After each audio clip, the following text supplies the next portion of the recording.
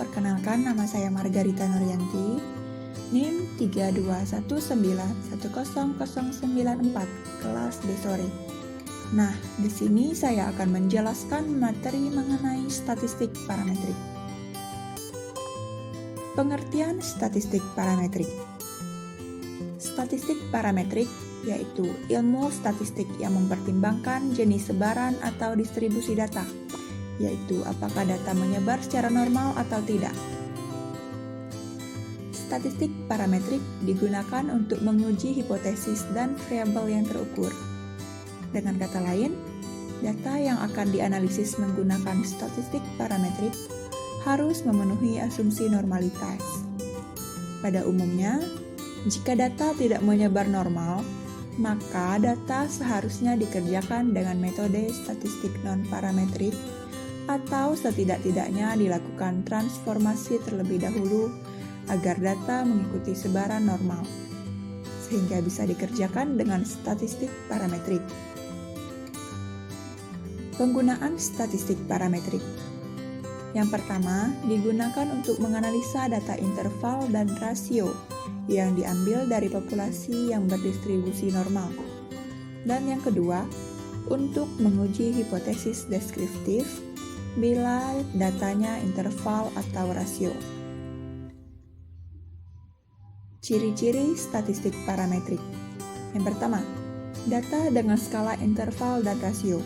Yang kedua, data menyebar atau berdistribusi normal. Jenis uji statistik parametrik. Nah, jenis-jenis uji statistik parametrik yang pertama yaitu uji T. Uji T digunakan untuk menguji signifikansi dalam satu atau dua kelompok sampel. Yang kedua, ANOVA. Digunakan untuk menguji signifikansi perbedaan dua rata atau lebih. Yang ketiga, regresi. Regresi digunakan untuk menguji hubungan antar variabel. Yang keempat yaitu korelasi. Korelasi digunakan untuk menguji hubungan antar variabel. Dan yang terakhir yaitu analisis jalur. Nah, di sini analisis jalur digunakan untuk menguji hubungan sebab akibat yang didapatkan melalui kajian teori yang telah dirumuskan. Lanjut. Syarat uji parametrik. Yang pertama, dari populasi dengan distribusi normal. Yang kedua, sampel diambil secara random. Yang ketiga, sampel mempunyai varians yang sama.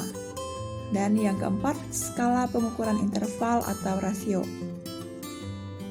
Adapun kelebihan dari statistik parametrik yaitu syarat-syarat parameter dari suatu populasi yang menjadi sampel biasanya tidak diuji dan dianggap memenuhi syarat. Pengukuran terhadap data dilakukan dengan kuat.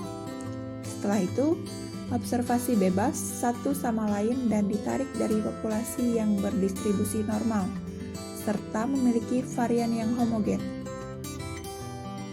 Nah, untuk kekurangan dari statistik parametrik yang pertama, populasi harus memiliki varian yang sama.